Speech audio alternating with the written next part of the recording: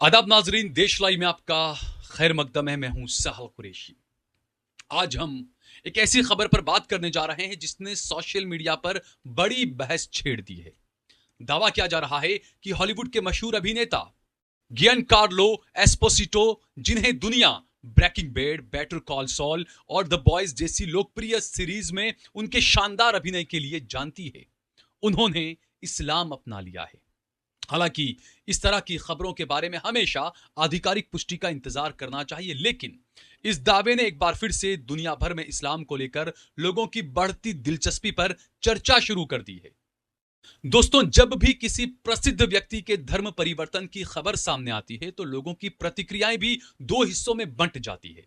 कुछ लोग इसे व्यक्तिगत आस्था का मामला मानते हैं, जबकि कुछ लोग इसके पीछे अलग अलग कारण खोजने लगते हैं। लेकिन सबसे महत्वपूर्ण सवाल यह है कि किसी भी इंसान को अपने जीवन, अपनी सोच और अपनी आध्यात्मिक यात्रा के बारे में फैसला लेने का अधिकार है या नहीं। लोकतांत्रिक समाज में धर्म की स्वतंत्रता एक मूल अधिकार माना जाता है। कोई व्यक्ति किसी धर्म में जन्म ले सकता है, किसी दूसरे धर्म को स्वीकार कर सकता है या किसी धर्म का पालन न करने का निर्णय भी कर सकता है। यह उसका व्यक्तिगत अधिकार है, चाहे आप भारत के नागरिक हैं, चाहे आप दुनिया में किसी भी देश के नागरिक हों। अक्सर यह आरोप लगाए जाते हैं कि इस्लाम इतिहास में तलवार के दम पर फैला। लेकिन यदि आज अमेरिका, बर्तानिया, फ्रांस, जर्मनी, कनाडा और यूरोप के दूसरे देशों में लोग इस्लाम के बारे में पढ़ रहे हैं, उसे समझ रहे हैं और कुछ लोग उसे स्वीकार भी कर रहे हैं, तो यह सवाल उठना स्वाभाविक है कि आखिर आधुनिक लोकतांत्रिक देशों में किसी पर तलवार का दबाव कैसे हो सकता है। हम देख रहे हैं ना कि यूपी में एक लड़के ने एक मुसलमान लड़की से शादी की, उसने अपनी मर्जी से इस्लाम कबूल किया और उसके बाद टीवी डिबेट्स और बखेड़ा कैसा खड़ा हो रहा है ये हम सभी के सामने है। हकीकत यह है कि आज इंटरनेट के दौर में हर व्यक्ति के पास जानकारी तक सीधी पहुंच है। लोग किताबें पढ़ते हैं, धार्मिक ग्रंथों का अध्ययन करते हैं, विद्वानों के व्याख्यान सुनते हैं और फिर अपनी समझ के अनुसार फैसला ले लेते हैं। और यही वजह है कि दुनिया के कई विश्वविद्यालयों में इस्लामिक स्टडीज एक महत्वपूर्ण विषय के रूप में पढ़ाई जाती है। लाखों लोग इस्लाम के इतिहास, दर्शन, संस्कृति और आध्यात्मिक शिक्षाओं को समझने की कोशिश करते हैं। यह भी सच है कि केवल ज्ञान कार्लो एस्पोसिटो का नाम ही नहीं, बल्कि अतीत में कई प्रसिद्ध हस्तियों के बारे में इस्लाम स्वीकार करने की खबरें सामने आती रही हैं। मशहूर मुक्केबाज मोहम्मद अली इसका सबसे बड़ा उदाहरण है। उन्होंने इस्लाम को अपनाने के बाद न केवल अपना नाम बदला, बल्कि दुनिया भर में नस्लवाद और सामाजिक न्याय के मुद्दों पर आवाज उठाई। इसी तरह ब्रिटिश सिंगर यूसुफ इस्लाम, जिन्हें पहले कैट स्टीवंस के नाम से जाना जाता था, उन्होंने भी इस्लाम स्वीकार किया और बाद में आध्यात्मिक जीवन की ओर रुख कर लिया। पूर्व अमेरिकी बास्केटबॉल खिलाड़ी करीम अब्दुल जब्बार भी इस्लाम स्वीकार करने वाली प्रसिद्ध हस्तियों में शामिल हैं। बर्तानिया के प्रसिद्ध लेखक और पत्रकार मोहम्मद असद, जिनका मूल नाम लियोपोल्ड विस था, उन्होंने इस्लाम का अध्ययन करने के बाद उसे स्वीकार किया और बाद में इस्लामी साहित्य में महत्वपूर्ण योगदान दिया। इन सभी लोगों की यात्राएं अलग अलग थी। किसी ने आध्यात्मिक कारणों से फैसला लिया, किसी ने सामाजिक न्याय के विचारों से प्रभावित होकर फैसला लिया और किसी ने लंबे अध्ययन के बाद में फैसला लिया। लेकिन एक बात समान थी, उन्होंने अपना निर्णय स्वयं खुद लिया। जब भी धर्म की बात होती है तो भावनाएं भी जुड़ जाती हैं।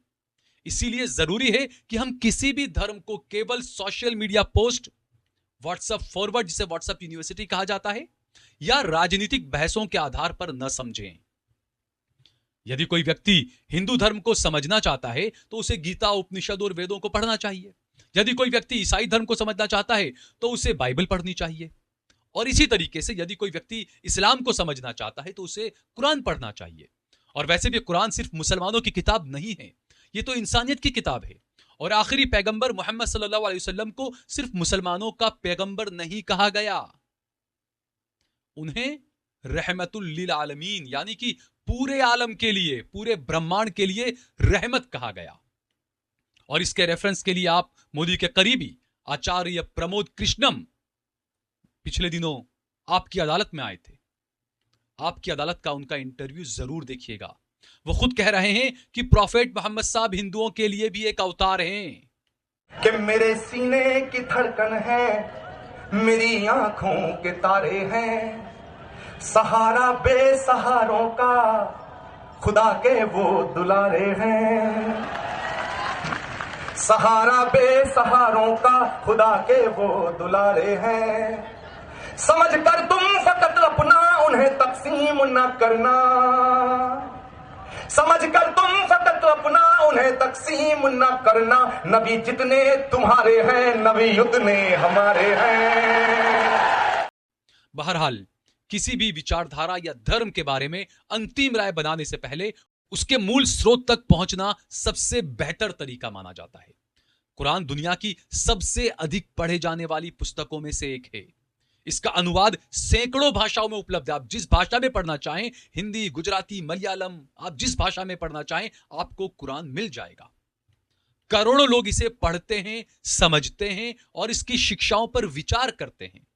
अब यह हर व्यक्ति की अपनी समझ और अनुभव पर निर्भर करता है कि वो उसमें क्या पाता है। लेकिन किसी भी किताब या धर्म के बारे में राय बनाने से पहले उसे पढ़ना और समझना बौद्धिक ईमानदारी की निशानी है। दुनिया तेजी से बदल रही है। आज लोग पहचान, संस्कृति और आध्यात्मिकता के सवालों पर पहले से कहीं ज्यादा विचार कर रहे हैं, मुखर हो रहे हैं।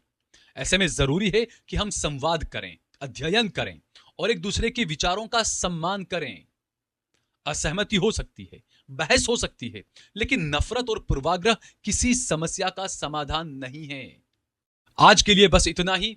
आप इस विषय पर क्या सोचते हैं? क्या किसी भी धर्म के बारे में राय बनाने से पहले उसकी मूल किताब पढ़नी नहीं चाहिए? अपनी राय कमेंट बॉक्स में जरूर लिखिए और इसी तरह की खबरों के लिए हमारे चैनल को सब्सक्राइब कीजिए।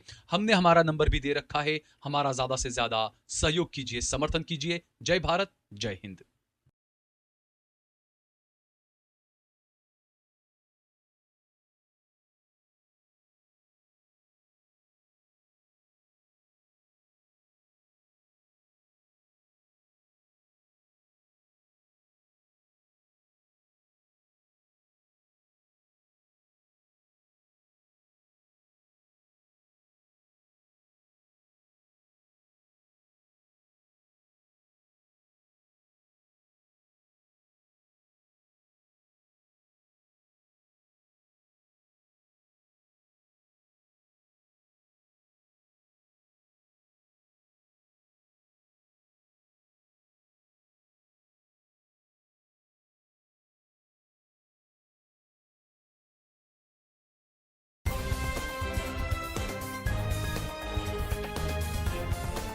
देश और दुनिया की तमाम छोटी और बड़ी खबरों के लिए हमारे चैनल को सब्सक्राइब करना न भूलें और बेल का बटन जरूर दबाएं।